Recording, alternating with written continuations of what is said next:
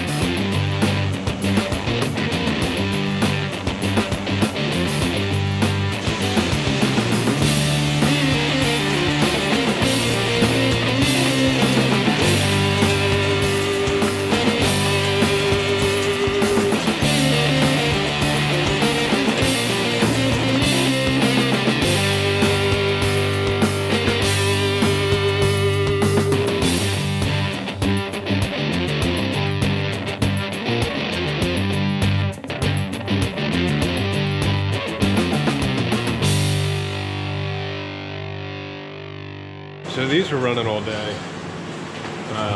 Well, not quite all day. We have a lot of binding to do.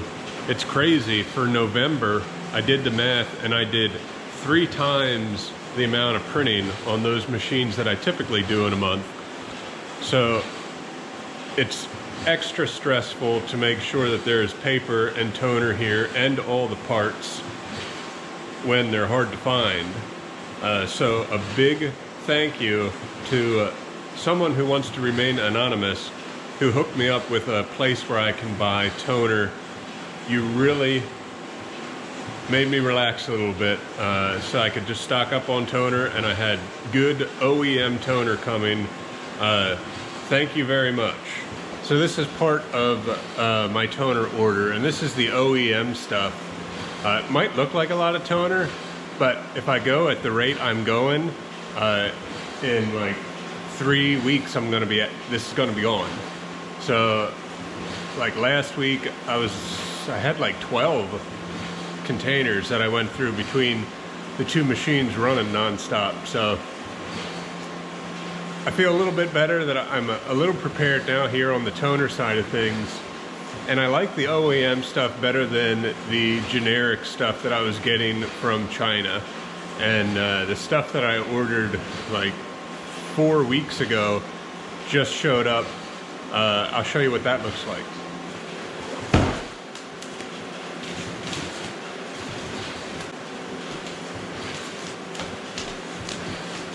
So this stuff essentially looks exactly like the OEM stuff, but it doesn't say Konica Minolta on it. The reason I don't like this is because it's not OEM. I don't know how it's going to react with my machines. I already ran 8 containers through a few weeks back, and they ran okay, so I reordered quickly just to get some more coming. That was before I knew that I could get some OEM toner. The other thing I don't like about it is I weighed the amount of toner that's in this versus the Konica Minolta toner, and this is lighter. So I think the scales are incorrect in China.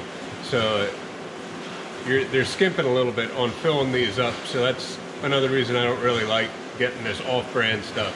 But if you're in a situation where you can't get the original OEM stuff, by all means, just get this. I bought this on AliExpress, which is, I guess, part of Alibaba. And there's multiple places that you can get different toner and parts that are really cheap. I bought a whole bunch of cleaning blades actually for the 1200 that were really cheap. I don't know how they're going to work, but I thought I'd give it a try. It was very inexpensive compared to buying stateside. So yeah, I mean, China stuff's okay.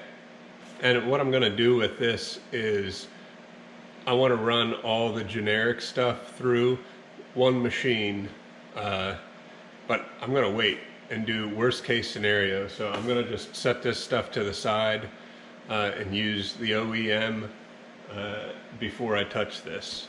And I also just stocked up on paper again. Just got like 8 or so skids of paper that's actually made in Pennsylvania. And on a side note, I toured that paper mill in northern PA when I was in college. So that was kind of cool. I got some of that paper here now. But so I usually use Soperset. They ran out of that.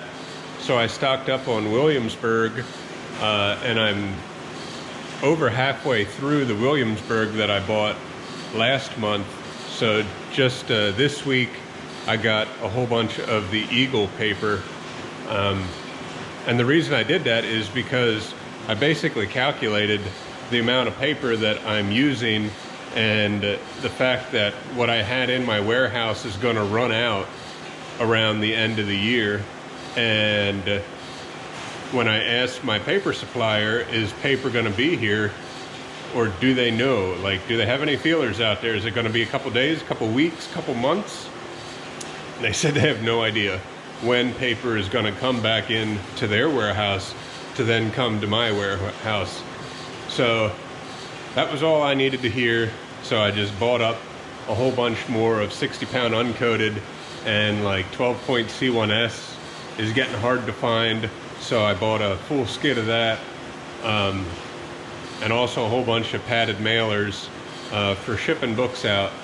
I do not mean to instill fear in anybody, but yeah, I mean, I just want to make sure I have at least something here so I can keep printing within the next few months. But I would imagine paper would be available towards the beginning of next year, but don't know.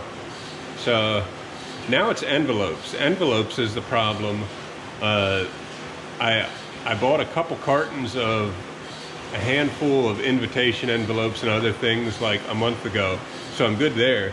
But I used up all the number 10s that I have, and they're sold out. So I'm gonna have to track down some envelopes next. It's not one thing, it's another.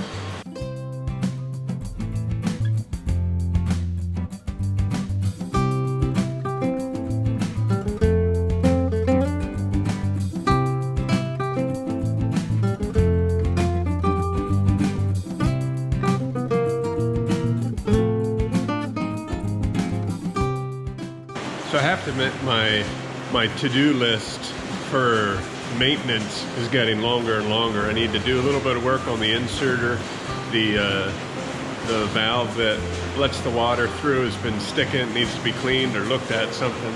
And I got a tray here that when it moves up, it like jumps. So some gear or lever in the back there is stripped, and I gotta work on that someday, but it's just gonna have to wait, maybe January, February.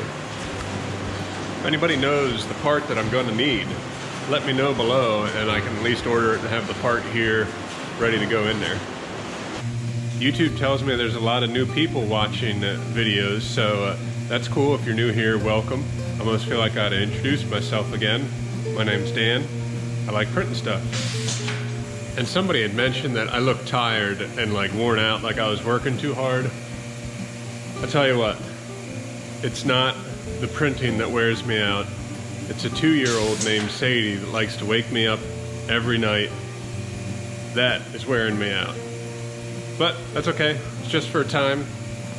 I really enjoy my work here, and it's a lot of fun. Even though it might look like I'm running around like crazy sometimes, which I am, I like it.